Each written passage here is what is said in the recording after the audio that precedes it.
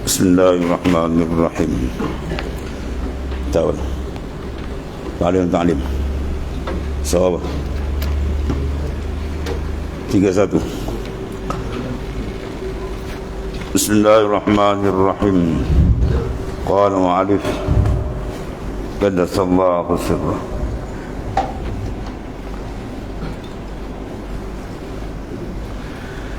Sabda Rasulullah sallallahu alaihi wasallam, ta'allamul ilma fa inna ta'allumahu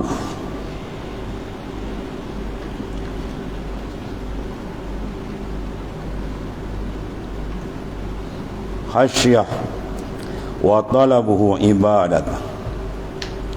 Ta'allamu, mana belajar oleh kamu akan ilmu. Fa inna ta'allumahu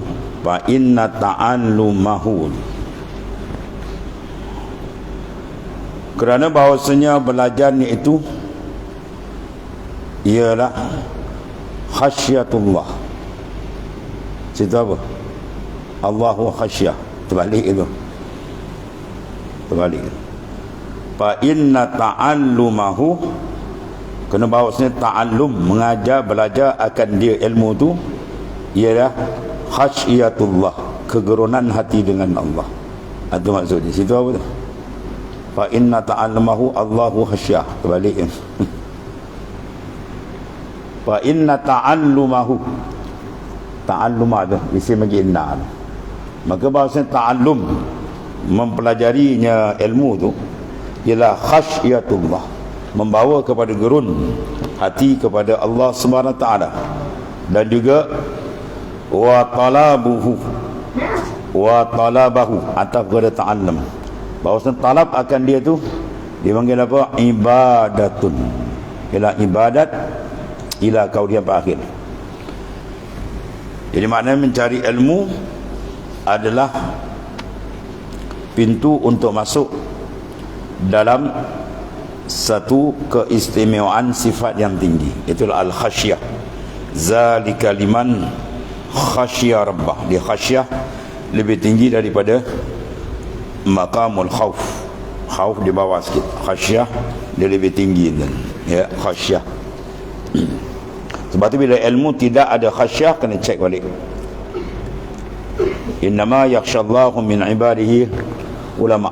Sesungguhnya yang gerun akan Allah Ta'ala ialah di kalangan ulama. Apa maksud dia? Mana yang dikatakan ulama ialah orang yang berilmu, yang ada kegerunan hati dengan Tuhan. Kalau dia ada ilmu, ya, pandai berbicara Quran, hadis, tapi hati dia tak gerun dengan Tuhan, itu kan ulama yang sebenar, yang sangat ditakuti oleh Nabi SAW. Ya. Dalam hikam disebut al-ilmu in qaranat wa al-khasyah falaka wa illa fa'alaika. Ilmu itu sekiranya menyertai kamu rasa gerun dengan Tuhan, maka falaka lam lil manfaah. Falaka mana manfaat bagi kamu, wa illa jika tidak fa'alaika, maka ilmu itu memberi mudarat kepada kamu. Jadi ilmu yang dicari dengan ikhlas, insya-Allah dia akan membuahkan rasa gerun dengan Allah Subhanahu Wa Taala. Habis. Berlainan ilmu yang tidak dicari dengan kerana Allah, ada tujuan yang lain, maka membawa kepada jauh dengan Tuhan. Man izdada ilmah wa lam yazdad huda lam yazdad minallahi illa mu'dah. Barang siapa yang bertambah ilmunya tapi tak bertambah petunjuk. Ilmu ada tapi tak reti mengawal diri daripada maksiat dan mungkar, tak reti mengawal diri dengan mendampingkan diri kepada Allah Ta'ala dengan amal yang saleh, ya, maka ilmu tidak memberi manfaat. Baik, kena jaga ilmu kita, tengok dibawa kita ke mana. Kalau niat dia tak betul, dia akan bawa jauh dengan Tuhan. Jauh dalam ilmu adalah lagi bahaya, ya, sebab dia perasan dia dekat, rupanya dia jauh dengan Tuhan. Ya, jauh dalam ibadah dengan Tuhan. Punca apa? Qalbi. Semua urusan di qalbi. Ya, al-ilmu al-alim iza arada bi ilmihi wajha Allah habahu kullu syai'. Wa iza arada an yuksira bihil kunuz habahu min kulli syai'. Orang alim, ulama, bila dia mengaji dulu, masa dia belajar, ya, dia belajar tu semata-mata mencari keredaan Tuhan, maka Tuhan beri karamah. Habahu kullu syai'. Orang lain semua gerun dengan dia, sebab dia bercakap atas dasar Allah Ta'ala, Islam, bukan atas dasar nafsu dah.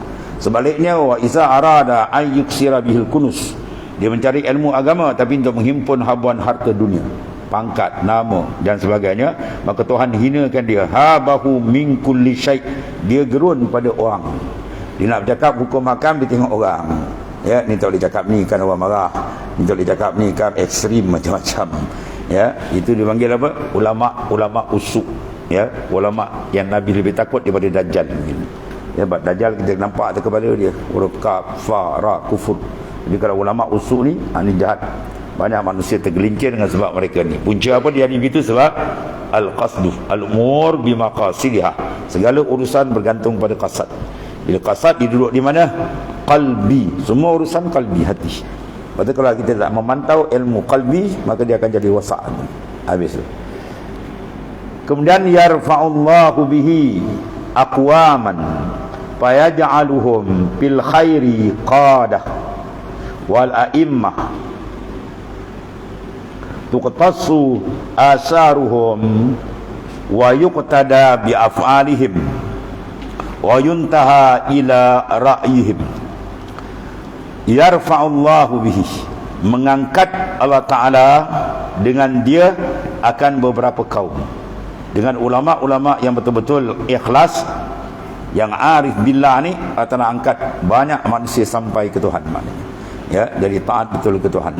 Maka menjadi ia akan mereka itu yang memimpin dan yang diikut pada perkara-perkara kebajikan. Mana urusan kebajikan, mereka yang pimpin.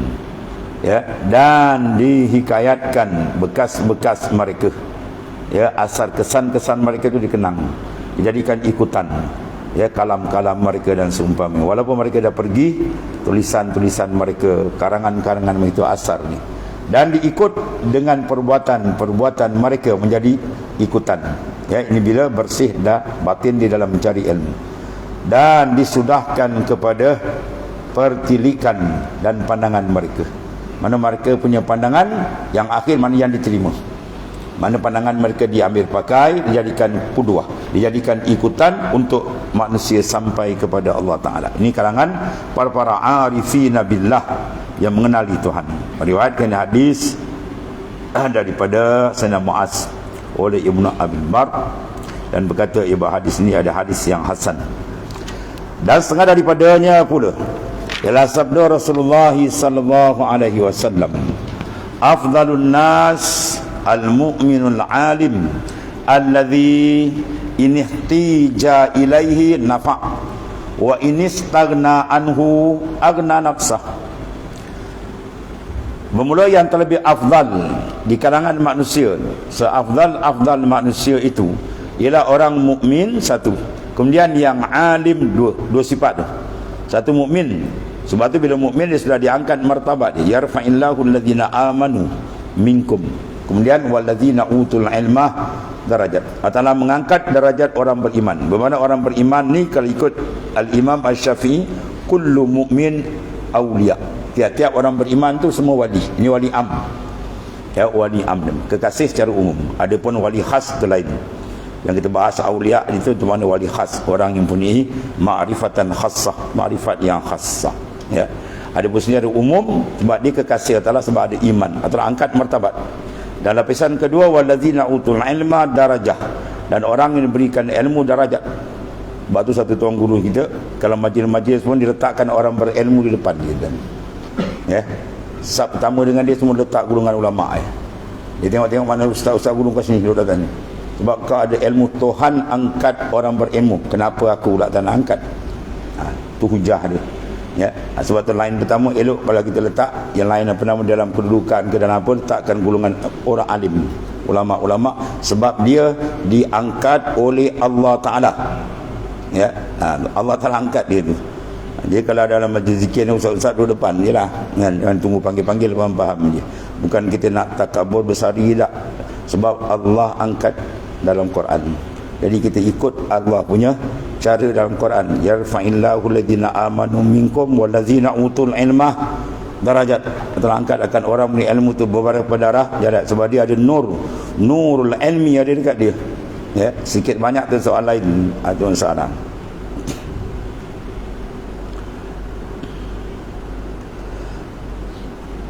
Maka kedua hadis ini menunjukkan suruh mengikut akan ulama-ulama.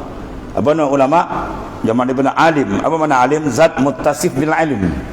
Zat yang mempunyai ilmu dipanggil alim. Ya, kata ahli ilmu tak dipanggil alim. Pada ilmu tu mana satu kurniaan besar daripada Allah Subhanahu Wa Taala. Ya. Iaitu sarih pada hadis terang yang pertama dan mafhum pada hadis yang kedua. Hadis yang kedua dipanggil mafhum. Dia ada mafhum, ya, muafaqah, mafhum mukhalafah, mafhum mantuk, macam-macam mafhum dia ni. Kerana tidak ada manfaat pada orang yang alim yang lain daripada mengikutnya. Orang alim bukan kita nak harta dia, dan kita nak ikut apa yang ada pada dia tu. Ilmu pada dia tu ada. Dan ya, ia telah taklidnya digantungkan dengan ilmu dan ketaatan dia. Maka macam mana pula mereka itu mendakwakan tidak boleh ikutnya dan taklidnya? Macam mana kita kata tak boleh nak ikut, ya, orang alim tak boleh nak ikut Imam Syafi'i, tak boleh ikut Imam Mazhab, kita ikut Rasulullah SAW. Mana orang ikut? Siapa lebih faham Quran dan hadis? Ya, malu kita kalau tak nak bermazhab. Dan siapa diri kita ni? Imam Mazhab tu kan calang orang mujtahid mutlak, tuan-tuan. Manis tambata bi qawaidih. Mereka yang istimbat hukum dengan kawaid di sendiri. Kalau mujtahid fatwa mesti tarjih manis tambata bi qawaidi imamihi. Dia istimbat sama ada di fatwa atau di tarjih, tapi mengikut kawaid imam. Yani ulama mujtahid dia sendiri.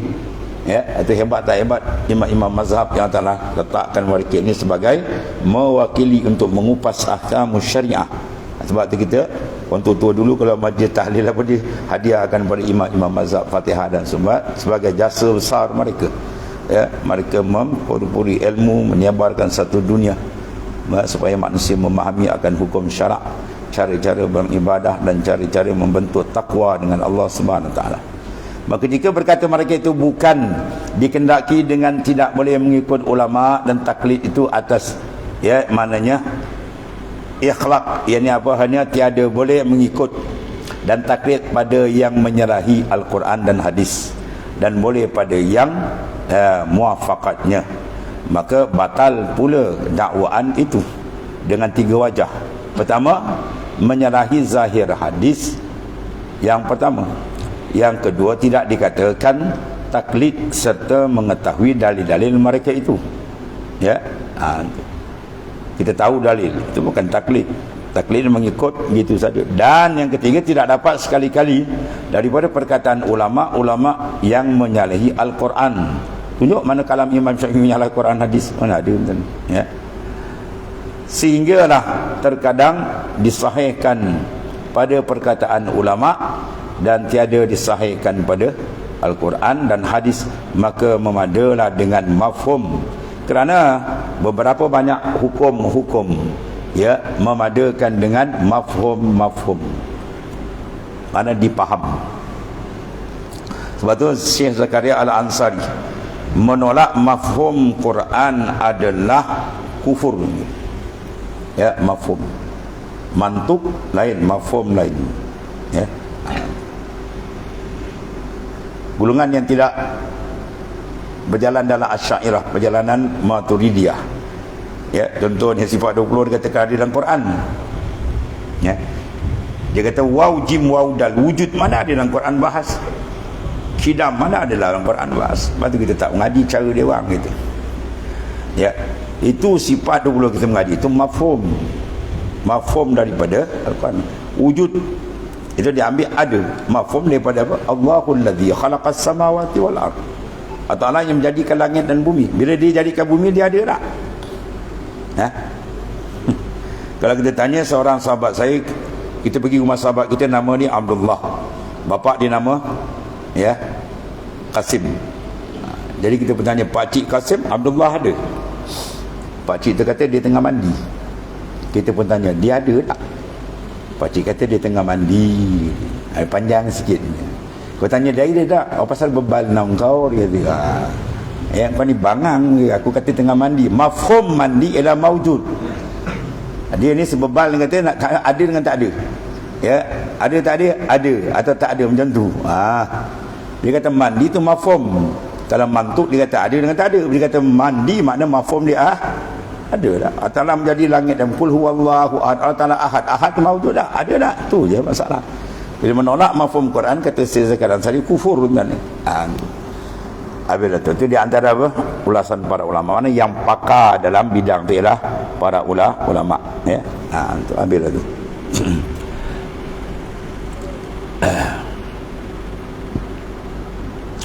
Maka ada juga pada setengah-setengah daripada perkataan ulama itu seperti sunat berlapas usalli tidak didapat pada pada apa tu? Mantuqat. Dia tulis ruih ni Pak. Mantuk mana nas-nas yang mantuk, yang secara sharih. Dalam Al-Quran, dalam hadis. Dan dan apa tu? Mafhuman, mana dipaham keduanya. Maka tidak dapat itu tiada jadi hujah atas sharih perkataan ulama.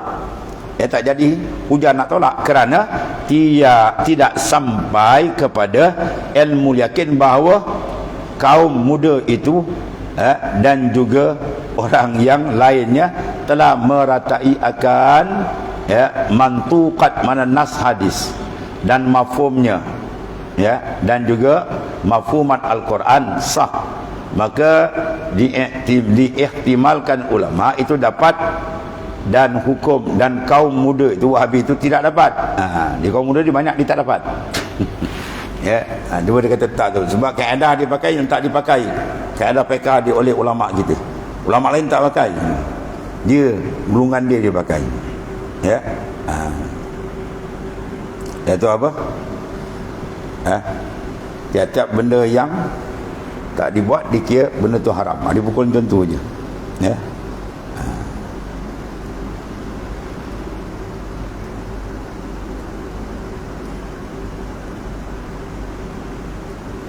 Ada pun kita mazhab ni tak semestinya benda yang tak dibuat itu tidak boleh sebab dia atas kias. Atas data kias pun ada. Kalau kita usalli, dan memang tak ada dalam kitab Imam Syafi'i usalli. Tapi dalam kitab Al-Imam An-Nawawi ada lapas sebab kita kias pada haji ada niat kan, iaitulah nawaitul hajj. Maka kita kias pada masalah ibadat lain. Ini benda-benda dipanggil benda ikhtilaf, benda ijtihadi. Bila benda ijtihadi jangan jadikan dia sumber perbalahan, benda ijtihad atau kaedah gitu. Habis. Kemudian maka tetaplah ia dalam mana tadi? Dan telah sabit sekali-kali hadis yang menegahkan dan tiada sabit. Manakala dia tolak, dia kata bid'ah dalalah, mana hadis yang mensabitkan makna menegah? Tak ada hadis tegak juga. Istimewa sebelum kata Imam kita Syafi'i sangat-sangat kuat dalil suruh mengikutnya dan taklidnya, kerana telah sabit bahawasanya ia daripada kaum Quraisy, kerana ia anak Idris, anak Al-Abbas, anak Utsman, anak Syafi', anak As-Sa'ib, anak Abdullah, dan anak kepada Abu Yazid, anak kepada Hashim, anak kepada Abdul Muttalib, mana ada rangkaian sanad dengan Nabi SAW, dan anak Abdul Manaf, dan anak Qusay, hingga akhirnya. Dan Nabi kita Muhammad sallallahu alaihi wasallam dia ialah anak Abdullah, dia bertemu nasab itu. Akan anak Abdul Muttalib, anak Hashim, dan anak Abdul Manaf, dan anak Qusay, hingga akhirnya. Maka berjumpa ia pada titihan dan nasab dia ialah Abdul Manaf. Maka tatkala tetap ia daripada kaum Quraisy, maka masuk ia dalam immah, mana imam-imam pada sabda Rasulullah sallallahu alaihi wasallam, a'immatun al-a'imma min Quraisy, bahawasanya imam-imam yang menjadi pemimpin dalam ilmu dan seumpama ini daripada bangsa Quraisy. Hadis sahih Bukhari Muslim, mana secara umum dia masuk.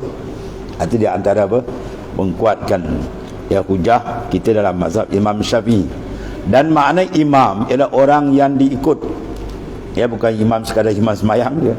Dan lagi tersebut di dalam Sahih Muslim daripada Sayyidina Jabir radhiyallahu anhu bahawa Rasulullah SAW bersabda, "An-nas taba'un lil Quraisy bil khair wasyarr." bermula manusia itu ikutan bagi kaum Quraisy pada kebaikan dan sebaliknya, yakni kejahatan. Dan sabda Rasulullah SAW, innal alimal Quraisy yamla'u tibaqal ard ilman. Di sini ulama menanggungkan kena pada Imam Asy-Syafi'i, ya, bahawasanya yang alim daripada kaum Quraisy yang memenuhi akan muka bumi, ya, ilmunya. Sebab tu masyhur seluruh dunia. Maka menanggung mereka itu para ulama akan yang alim pada hadis. Ini adalah al-imam kita Asy-Syafi'i, sebab dia daripada kaum Quraisy, dan dikendaki dengan yang alim yang dipujikan pada hadis ini ialah imam kita Asy-Syafi'i radhiyallahu anhu, ya, sebab mereka merupakan, ya, ulama yang sampai darajat kepada darajat ijtihad, ya, mujtahid mutlak. Itu di antara sedikit daripada penerangan daripada tuan pengarang kita supaya kita mengenali dan memahami dalam kaedah bermazhab. Sebab bermazhab adalah wajib bagi kita orang awam, ya. Kalau kita sampai peringkat mujtahid tak apa, ya, sampai peringkat mujtahid. Al-Imam As-Suyuti punya hebat, tuan-tuan, dia nak sebut istiqlal tak boleh, dia nak buat mazhab sendiri, ya. Dia buat kaedah kena kaedah Imam Syafi'i, dia buat kena kaedah Syafi'i. Akhirnya warid sampai mimpi, ya, bahawasanya dia mimpi satu istana yang sangat cantik, hanya bertiang dengan 4 tiang. Dipaham? Bahawa cukup dah 4 mazhab, tak payahlah tambah-tambah lagi. Dia unduh secara Imam Al-Suyuti, bukan calang orang tu, ulama besar, ya. Tiba-tiba yang tak ada apa-apa ni, ya, macam-macam logat hari ni yang tak nak bermazhab dan seumpama. Itu satu daripada fitnah dalam sudut ilmu, mereka yang membuat kaca, ya, dalam bentuk mengkucak-kacirkan akan masyarakat. Sebab hadis terang daripada nas-nas supaya kita mengikut perjalanan ulama-ulama yang muktabar. Wallahu a'lam.